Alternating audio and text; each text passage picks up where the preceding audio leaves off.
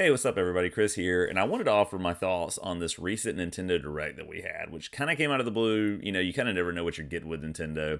And quite honestly, I have not really played a whole lot of my Switch lately. Like, we're talking a few months. Weirdly, though, up until the past, like, week or two, I was like, you know what? I never finished Pikmin 3. I want to go back and revisit that and take a look at it.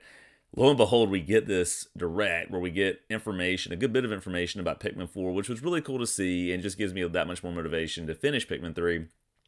But weirdly, the timing here is just crazy because I think it was 2 to 3 days before this, I got out my Game Boy Advance SP and I was like, you know what, I want to play some original Game Boy games like Tetris, stuff that I can just pick up and play and have a lot of fun with. And so I did that, charged it up, and of course it still works great. But then what happens? We get this direct, and they're like, guess what? We're going to shadow drop some things into the Switch Online service for you.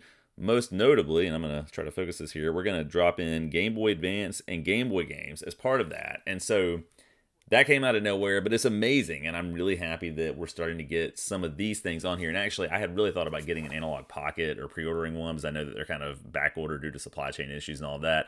The problem, of course, is that those are pricey, right? I mean, they're pretty expensive, and it's kind of an investment to get one of those and to maintain it and all that. But anyway, this was really good to see. Not only that, I had also recently thought about trying to get into Metroid Prime because, Metroid Prime 4 has been in the works forever. I don't know when we're going to get that. It's probably still 2 years away, if that. I mean, who knows at this point. But I thought about, well, maybe I can get Metroid Prime on Wii, and play it that way or whatever and experience that. And then lo and behold, we get a remaster of it. But really, everything I've seen about it suggests that it's an actual remake, which is amazing. And it looks fantastic. And so I'm excited to get that. I'm actually deciding whether or not I want to hold out for the physical version of it.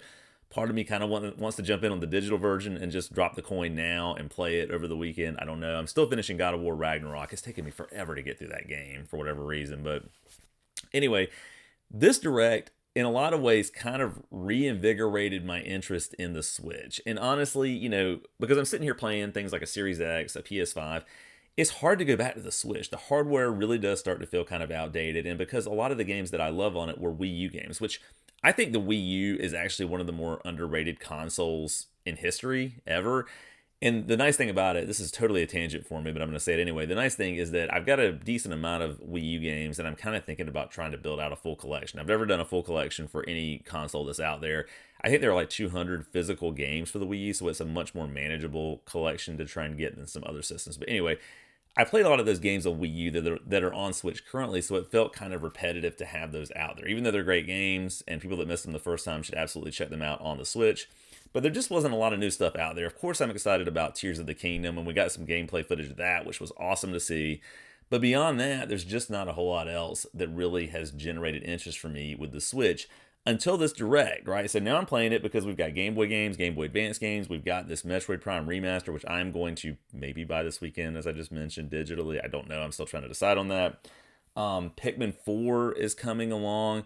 There were a couple of other little things sort of dropped in there, games that look kind of interesting that I wanted to check out. But this is the first direct in a minute that actually got me excited about Nintendo again, which is a good thing because I love Nintendo and I want Nintendo to do well. I do wish, though, that we would have seen a glimpse of some new hardware. There's not a whole lot of incentive for Nintendo to do that, though, right? Because the Switch continues to sell just like gangbusters. I mean, I think at this point, the most recent figure I saw was that it was either the third or fourth best-selling console of all time. So there's not a ton of incentive for Nintendo to do anything in terms of making a change with the hardware at this point because it's doing so well, and I imagine it's probably going to be another year or two before we actually do get a new system. I was kind of hoping they would launch that with Breath of the Wild 2, but that just seems like that's probably not going to happen. I will say, though, I kind of hate that Nintendo jumped on the bandwagon of $70 games. We got the price tag for Breath of the Wild 2, and that's what it is. I get it, I guess. It takes a lot of development. You got to recoup that cost in some capacity or somehow, but I kind of hate that it happened, but it felt like it was probably inevitable. But anyway, I just wanted to share my thoughts because this is the first time I've cared, honestly, about the Switch in a while. So if you saw it, what did you think about this direct? Did you like it as much as I did? Did you think it was kind of meh? Was there something there that you weren't particularly excited about, or you think there were some big missed opportunities? Let me know what you think down in the comments below. And as always, thanks so much for watching.